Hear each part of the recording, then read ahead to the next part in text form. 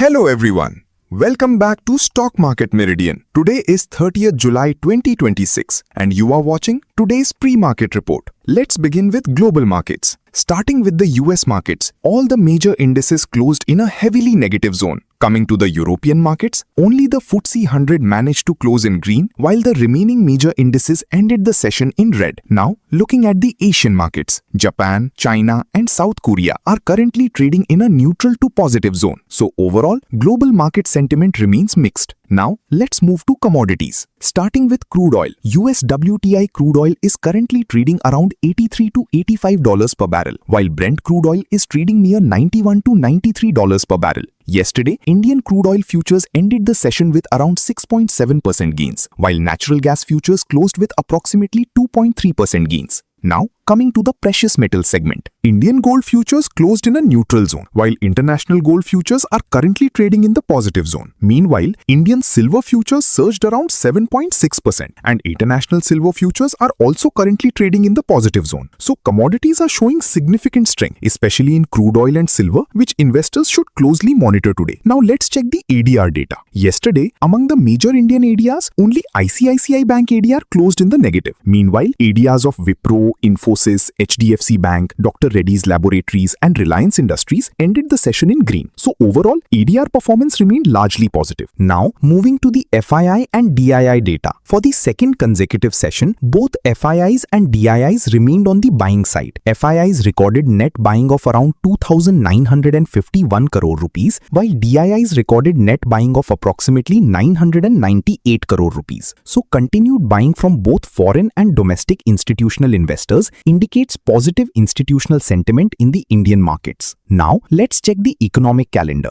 Yesterday, US crude oil inventory data came in below both the previous reading and market expectations. But the most important event was the US Federal Reserve interest rate decision. The Fed once again kept interest rates unchanged, maintaining its benchmark target range at 3.50% to 3.75%. The decision passed by a 9-3 vote, with 3 regional Fed presidents dissenting in favor of an immediate 25 basis point rate hike. The Fed also noted that inflation remains above its 2% target, while economic growth continues to remain solid and unemployment remains stable. Following the decision, traders reduced expectations of a September rate hike, with markets now pushing expectations for the next quarter point increase toward October. So overall, the Fed maintained its wait and watch approach. Now coming back to the economic calendar. Today, we have several important global economic events lined up. German GDP and CPI inflation data, the UK Central Bank interest rate decision, US core PCE index data, US GDP data, and US initial jobless claims are all scheduled for release today. And tomorrow, we have another important set of events. China PMI data, the Bank of Japan interest rate decision, European CPI inflation data, and India's foreign exchange reserves data are scheduled to be released. So with multiple major economic events lined up, global markets could continue to see higher volatility over the next 2 sessions. Before moving further, a quick reminder. I upload pre-market reports every morning before the market opens and post-market reports every evening after the market closes. So, if you don't want to miss important stock market updates, make sure you stay connected with Stock Market Meridian. Now coming to the geopolitical updates. Tensions have once again escalated sharply. A drone reportedly struck the US-owned Energo's winter floating storage tanker at Egypt's Damietta port, triggering a fire that spread to another vessel. Egyptian authorities brought the situation under control with no reported casualties. Following this incident and earlier attacks on US installations, President Donald Trump warned that the United States would respond strongly against Iran. Most importantly, after nearly 3 to 4 days of pause in US military strikes against Iran, military action has reportedly resumed. And because of renewed geopolitical tensions, crude oil prices have once again crossed the $90 mark. So, crude oil and Middle East tensions remain major risk factors for the Indian market. Now, let's cover the companies that announced their quarterly results after yesterday's market close. First, Asian Paints. Despite an increase in raw material costs, including crude-linked input costs, the company posted a very good set of results this quarter. Overall, the numbers remained encouraging despite pressure on input costs. Next, Eicher Motors. Revenue and EBITDA improved on both a year-on-year and quarter-on-quarter basis. However, net profit declined sequentially, while margins weakened on both yearly and quarterly comparisons. Exports were one of the key concerns. So overall, Eicher Motors' results were slightly disappointing. Next, Waaree Energies. Revenue, EBITDA and net profit improved on a year-on-year basis, but declined quarter-on-quarter. Margins also declined on both yearly and quarterly comparisons. So overall, the numbers indicate weak sequential business momentum. Next, Dabur India posted a strong set of results. All major earnings parameters improved strongly on both a year-on-year and quarter-on-quarter basis. Overall, a very good set of numbers from Dabur India. Next, Bajaj Housing Finance. Revenue and net profit improved, but margins declined slightly on a year-on-year basis. Return on assets also remained broadly stable. Overall, the results were just okay, without any major positive or negative surprise. Next, Prestige Estates. Revenue improved on a year-on-year basis, while margins showed improvement sequentially. However, most of the remaining earnings parameters declined significantly. A quarter-on-quarter decline can partly be explained by seasonal factors, but the weakness on a yearly comparison remains the key negative factor.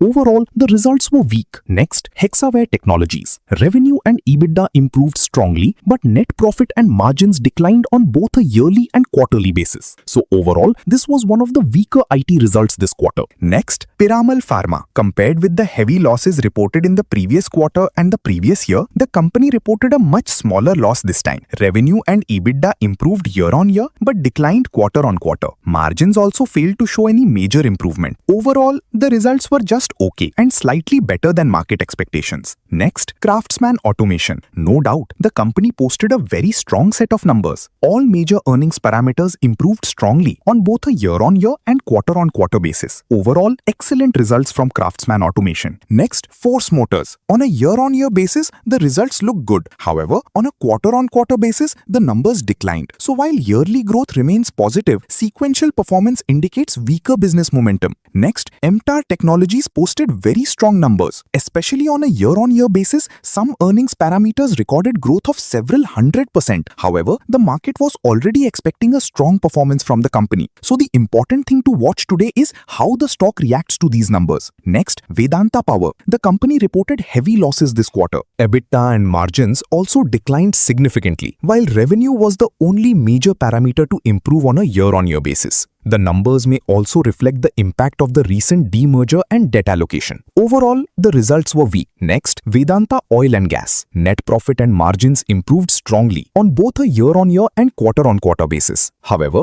revenue and EBITDA declined. Despite that weakness, overall the results were good. Next, Vedanta Iron and Steel. Compared with heavy losses in the previous quarter and previous year, the business reported a profit this quarter. Revenue and EBITDA also improved year-on-year, although they declined slightly on a sequential basis. Overall, these were very strong results, especially compared with previous periods. And finally, Balkrishna Industries, which is a tire manufacturing company. Despite ongoing Middle East tensions and increasing raw material costs, the company delivered a very strong set of results. All major earnings parameters improved strongly on both a year-on-year and quarter-on-quarter basis. So overall, there was no major weakness visible in these numbers. And talking about the tire segment, who is waiting for MRF results? Let me know in the comment section. And that's all for today's pre-market report. Today, keep a close watch on institutional buying, crude oil above the $90 mark, geopolitical developments, and stocks reacting to quarterly results. If you found this video helpful, don't forget to like, share, and subscribe to Stock Market Meridian. And I'll see you again this evening with today's post-market report. Thank you for watching. Signing off, Jai Hind.